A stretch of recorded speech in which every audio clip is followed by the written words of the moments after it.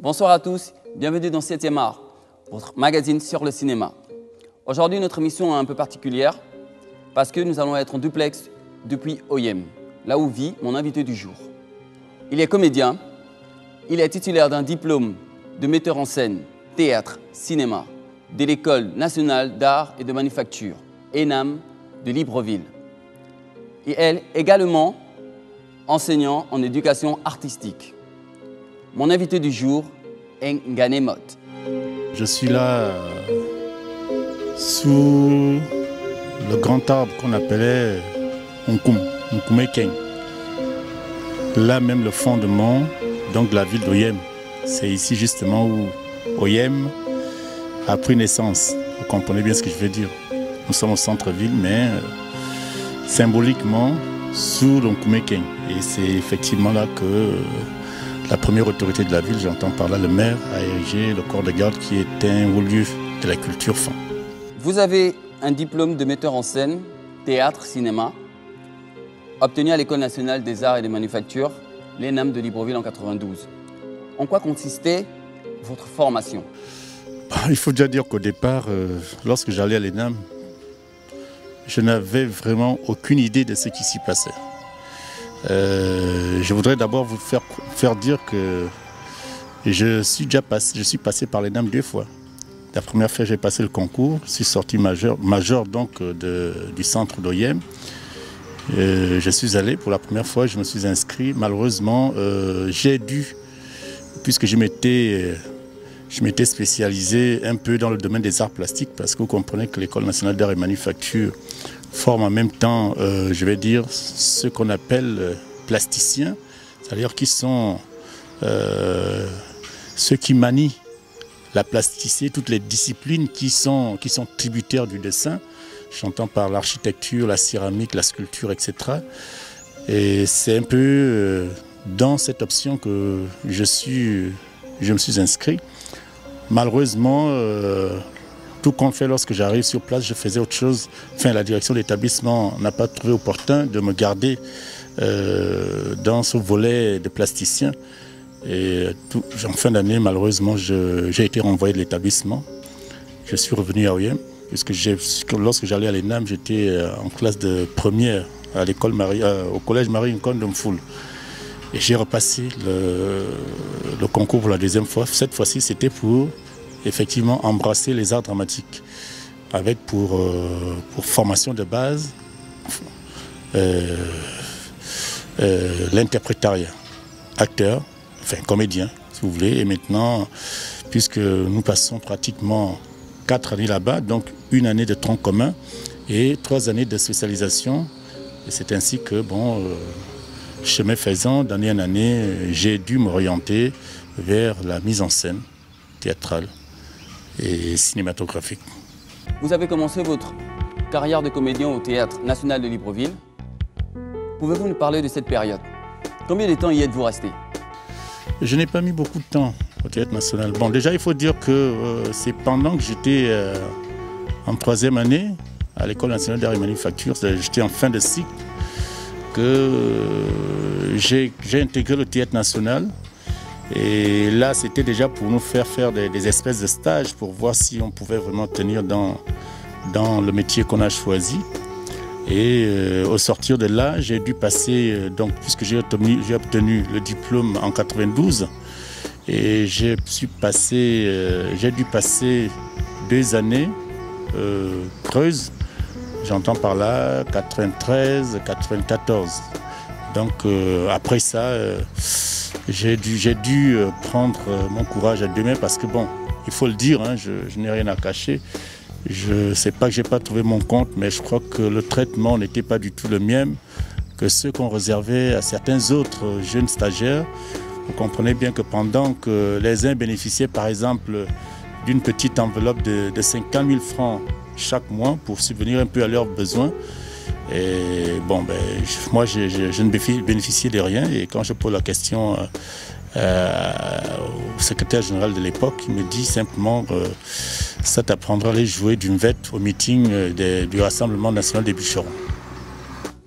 Alors Ganemoth, ressentez-vous déjà l'envie de jouer la comédie au cinéma? Non, pas depuis l'école. Vous savez, tout se fait par la passion. Et je crois que c'est un peu dans cette optique que Friedrich Hegel a dû soutenir que rien de grand ne s'est fait dans le monde sans passion. J'étais déjà un passionné, et je crois que si je suis venu dans le monde de la comédie, c'est parce que j'avais été inspiré par un humoriste camerounais, professeur à l'université, on l'appelait de son nom d'artiste, Otsama Moruke, Oncle Otsama. Donc j'ai commencé donc par des imitations, et au fur et à mesure je suis passé d'Otsama à d'autres humoristes. Je me rappelle aussi, celui-là c'était un français, ça m'échappe un tout petit peu. Mais en tout cas, il faut dire que le fait déjà d'amuser la galerie au lycée, à l'école primaire, etc., me prédisposait déjà à choisir ce métier, pendant que les autres, évidemment, ça je vous dis que j'ai eu des problèmes avec ma famille, notamment mon grand frère qui ne cessait de me faire des remontrances en disant « Toi tu aurais pu faire les bonnes études universitaires, mais bon, tu choisis le théâtre, à quoi ça va t'apporter ?» Bon, malheureusement c'était mon choix. Il ne pouvait pas faire de moi un médecin alors que j'avais autre chose à exprimer. Alors dites-nous, comment avez-vous obtenu le rôle de Mikindi dans Le Grand Blanc de l'Embarrané? Je sortais d'une représentation, ne sachant pas que parmi les gens, parmi le public, il y avait M. Basek Bakobio, c'est le nom du réalisateur du film. Et donc, sorti de cela, dans les coulisses, pendant que je soufflais, je vois un monsieur qui s'est introduit dans ma loge. Alors il me dit si j'étais intéressé par un film. J'ai dit ouais, ça me tente, mais je ne sais pas ce que c'est. Le cinéma, je n'ai jamais fait. Bon, il m'a expliqué un tout petit peu le rôle. J'avoue que quelque part, dès les premières explications, j'ai été tenté parce que, sans avoir lu réellement le rôle, parce que c'était l'histoire d'un révolté, d'un jeune révolté qui a combattu auprès donc, des Français pour la guerre, la libération de la France, etc. Et que, bon, au sortir de ça, avant que la guerre ne se déclare, enfin, qu'on nous amène ce qu'on appelait ailleurs, il y a longtemps, les tirailleurs, on nous promet tout. On nous promet tout. Et puis voilà, j'ai été tenté. Malheureusement, lorsque l'histoire se termine, ou la guerre se termine, les Blancs, par leur roublardise, nous disent qu'on n'avait rien à attendre de sinon quelques médailles. Et voilà. Et donc l'histoire se tisse là, et lorsque je rentre à l'Embarrané, je me mets face à ce docteur blanc que tout le monde vénérait, et qu'à ma façon, que pour moi je ne pensais que vraiment c'était le contraire de ce que les gens pensaient. Il m'a expliqué cela brièvement, et je lui ai dit ça me tente, parce que bon, en plus j'étais en 3e année en fin de cycle, donc c'était certainement le couronnement de ma fin de cycle à l'École nationale d'art et manufacture, et voilà. C'est comme ça que, de fil en aiguille, j'ai obtenu le rôle. Et par la suite, j'ai dû faire aussi un casting, comme tout le monde. Mais d'avance, je crois que les jeux étaient déjà faits. Alors, dites-nous, vous qui avez la formation de metteur en scène, sur le plateau, que pensez-vous de la mise en scène de Basek Bakobio? Je crois que c'est à partir donc de ce film, de sa mise en scène, que j'ai réellement compris ce qu'on pouvait entendre par mise en scène. J'avoue que c'était vraiment, on vivait la théorie, mais arriver sur le terrain, c'était autre chose. Il y a des trucs, forcément, qu'on nous a pas montré à l'école, que j'ai découvert sur le plateau donc, du Grand Blanc. Et je pense que pour moi, ça a été une expérience extraordinaire. En même temps douloureuse, parce que comprenez bien que je ne pouvais pas imaginer que au cours d'un tournage, un simple bonjour, une simple traversée de rue, vous pouvez le faire 4, 5, 6 fois. Et puis voilà, si vous n'avez pas le moral, vous craquez tout de suite, vous pétez un câble. Mais le problème, c'était pas de péter un câble, il fallait sortir le meilleur de soi-même, sortir son génie, quoi. Un peu plus tard, vous jouez de nouveau dans une production du Sénassi, l'Auberge du Salut. Pouvez-vous nous parler de cette expérience? L'Auberge du Salut, tiens.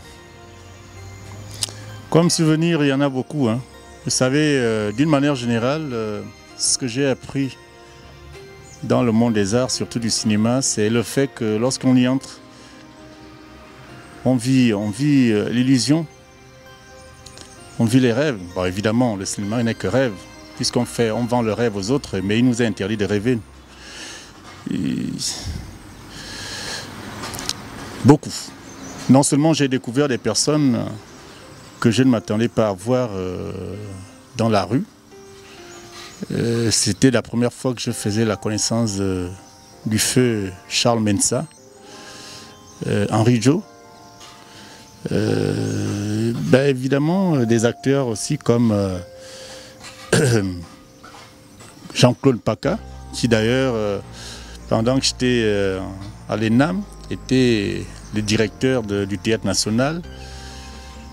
En tout cas, je garde une très belle expérience, à la seule différence que, bon, il y a eu un peu de chute quand même, parce que la vision n'était plus... On sortait d'un cadre. Lorsqu'on sort, par exemple, d'une production comme celle du Grand Blanc, et entrer comme dans celle de l'Auberge du Salut, j'ai pas envie de dire c'est le jour et la nuit, mais je crois que beaucoup plus... C'est pas forcément que j'avais besoin, pour exprimer un talent, que j'avais besoin d'argent, mais je crois qu'en matière donc de rémunération, ce que j'avais gagné au Grand Blanc, en tant que jeune étudiant, hein, jeune stagiaire, bon, ne représentait rien. Enfin, était multiplié par 10 par rapport à ce qu'on nous a offert à l'Auberge du Salut. Bon, ce qu'il fallait faire, ce qui était important, c'est de confirmer effectivement son professionnalisme. Et je voudrais simplement dire que, pour arrêter de tergiverser, je pense que du Grand Blanc à l'Auberge du Salut, ce n'était que la continuité, la confirmation.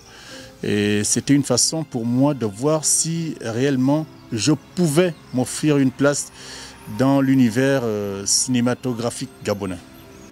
Alors, Ganemot, après ces 2 prestations, est-ce que après vous avez eu des propositions de rôle?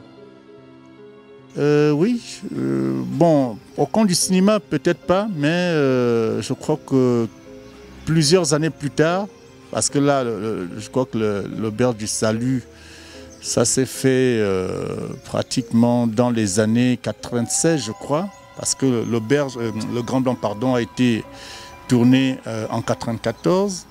Donc 2 ans après, je me suis vu, par rapport aux prestations donc, du Grand Blanc, j'ai échoué dans l'Auberge du Salut.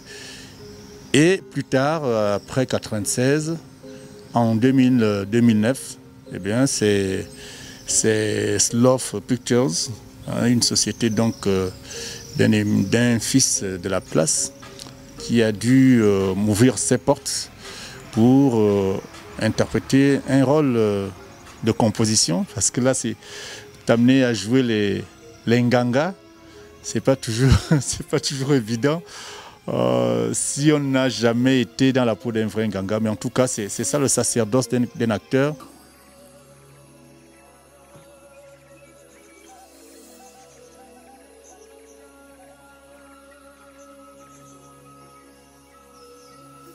Et pourquoi tu veux me voir?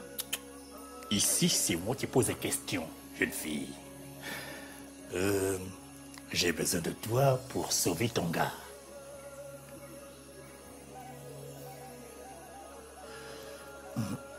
Tu sais ce qu'il risque? Il risque de perdre sa virilité et même de mourir de la maladie du cœur. C'est ça que tu souhaites, hein? Réponds. Bien sûr que non.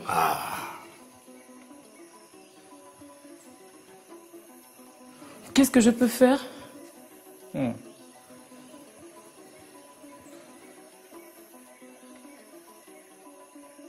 Il n'y a que le rite Ningman qui peut le sauver.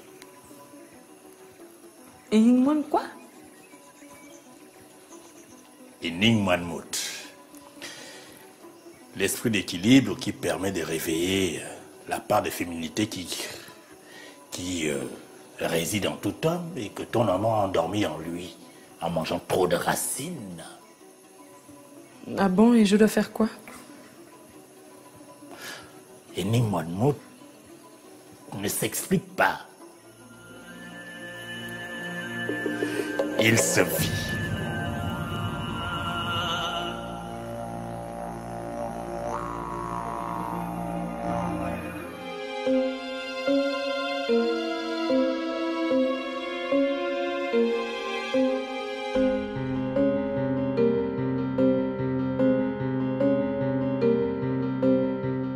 Vous avez une particularité, vous êtes comédien, certes, mais vous pratiquez aussi l'art oratoire.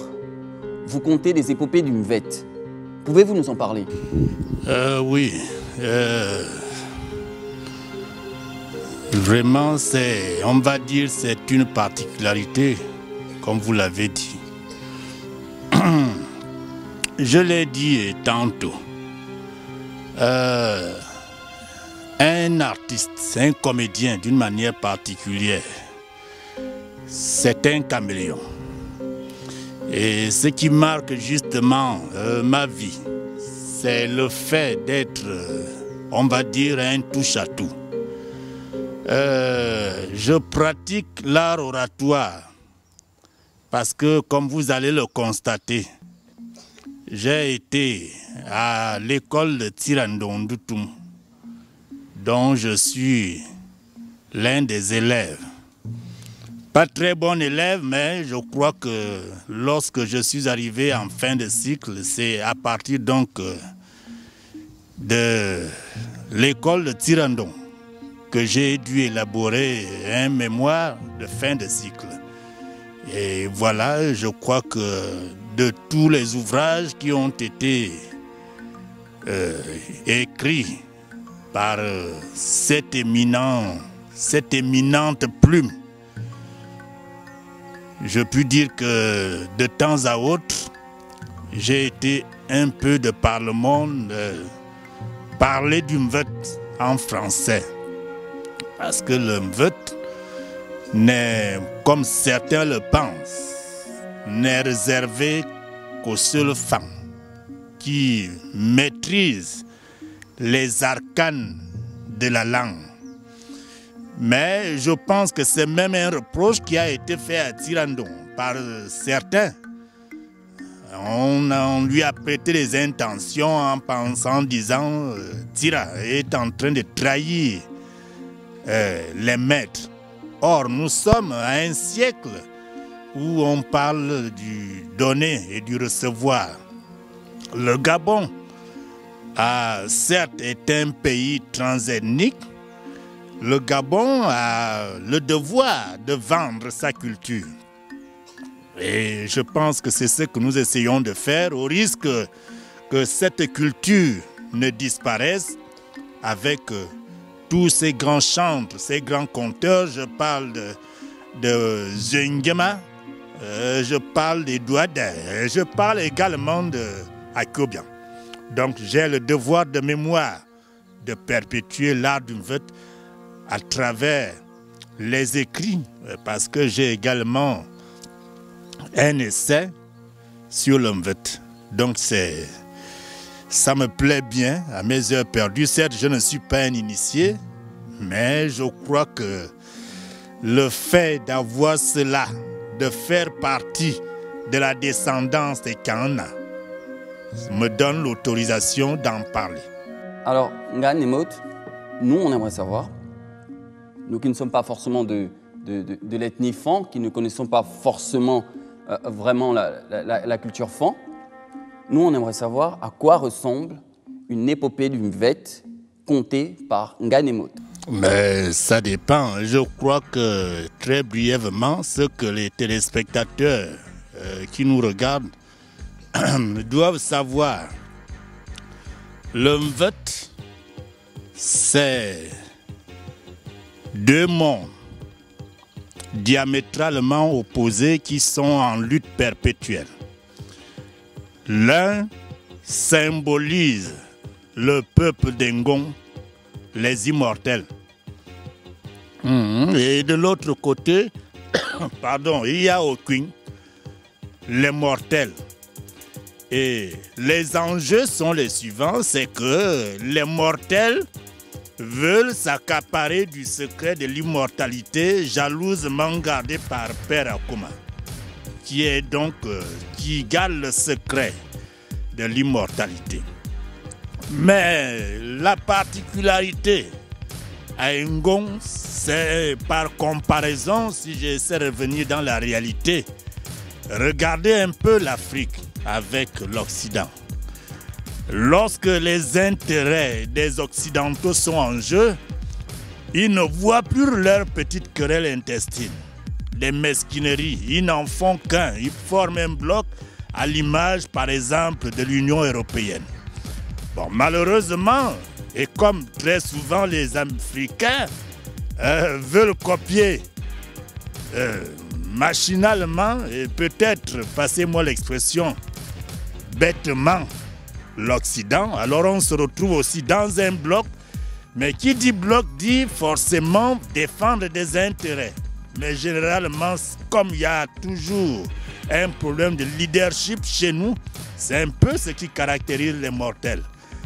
Un mortel, lorsqu'il se sait avec une certaine puissance, il fait tout pour assujettir ses populations. Il élimine ses égos et tout seul, il s'en va combattre Ngon, où on ne retrouve que des gens qui parlent à l'unisson. Donc, c'est ça. Et malheureusement, Mbaondo, qui est censé incarner le pouvoir militaire, parce qu'à Ngon, il y a autant de pouvoirs. Il y a le pouvoir exécutif qu'incarne Akoma. Il y a le pouvoir économique, j'allais dire financier, incarné par Medzamotu Ndonyon. Le pouvoir militaire, il y a Mbaondo et ses adjoints comme Ndutu Mumfulu et les jeunes guerriers. Il y a le pouvoir religieux qui est incarné par Angoum Borosse. Voilà. Et voilà un bloc tout à fait complet. Maintenant, très brièvement, pour revenir à votre question, je ne voudrais pas vous laisser sur votre faim. Je vous prendrai simplement un tout petit passage. Alors, ça peut être ceci.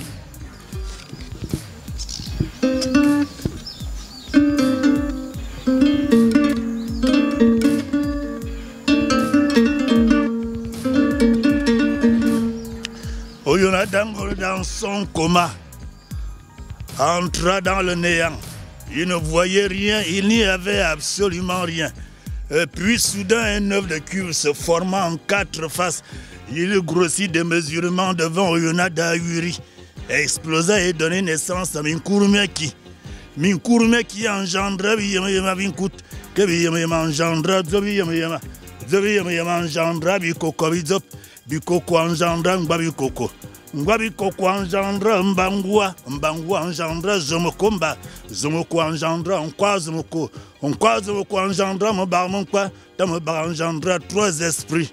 Zamayamaba, le dieu de la terre, des hommes et du souffle.